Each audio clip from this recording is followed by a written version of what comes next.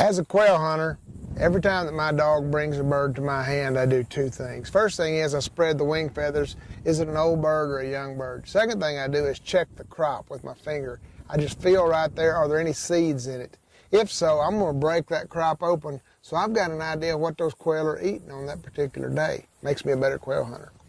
We're here today with Lloyd Lacoste. Lloyd is the manager of the Rolling Plains Quail Research Ranch here in Fisher County. And we've asked Lloyd to talk a little bit about what do quail eat and why. So Lloyd, just give us an idea of what the annual diet of a bobwhite might look like here in West Texas. I like to think of the quail's diet in three different categories. We see in crops of quail, we will see seeds, we will see arthropods, and then sometimes we will see green leafy matter, typically towards the end of the hunting season in the February time frame. So they like to eat salads too, huh? That is correct. Well, good. Well, the seeds, I mean, when we think of quail foods, we think ragweed seeds. Are ragweeds that important to us, and what beyond ragweed do they like to eat? Ragweed seeds are important to the quail diet, but there are many other seeds that the quail will eat as well. There are sunflower seeds. You can have croton is another seed. Annual broomweed. When there's a good broomweed year, you will see the crop just full of annual broomweed seeds. That's got to be a tiny seed. It is a tiny, tiny seed, and I don't see how a quail finds it, but they will be literally packed with nothing but broomweed seeds at certain times of the year. Well, I've always been a fan of broomweed, and I know that, again, the broomweed is in the sunflower family, so it's an oil seed, and it does have a lot of energy in it. Well, I know that the broadleaf plants are what we call forbs. The seeds of those are always important. Are any of the grasses, do any of those comprise any part of the quail's diet? Yes, there are some grasses that will be found in the quail's diet. Typically, they're going to be seeds that are large slicks, not something feathery such as a blue stem seed. But if you have Johnson grass or one of the paspalums or the panic grasses, they all produce a seed that could be viable or usable by quail. Okay, well, and it never gets too dry for Johnson grass to make seed, does it? Not hardly. Unlike some of our food plots, which are cereal grains, of where the milos and the wheats and so forth, that, you know, we can drought out on those and often do. But again, the diversity of plants, I guess, is important, isn't it? Absolutely. When you're managing for diversity, there are many things that you can do. Some of the things that we do on the Rolling Plains Quail Research Ranch are disking at various times of the year.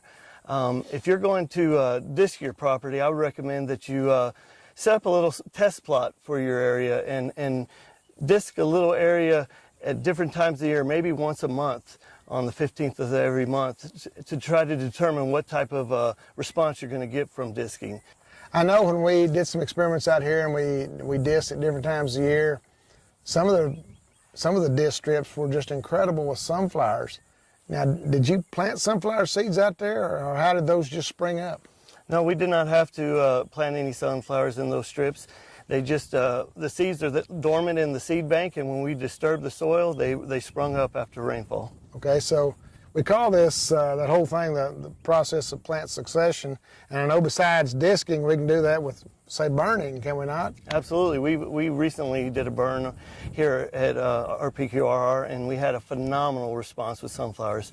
I believe the timing of that was in mid-March. Okay. And then what about, I mean, most of the quail range in Texas is grazed by cattle, good or bad? Cattle can be used as a tool to manage for quail. The disturbance that cattle will provide can manage the habitat and create forbs that are desirable for quail.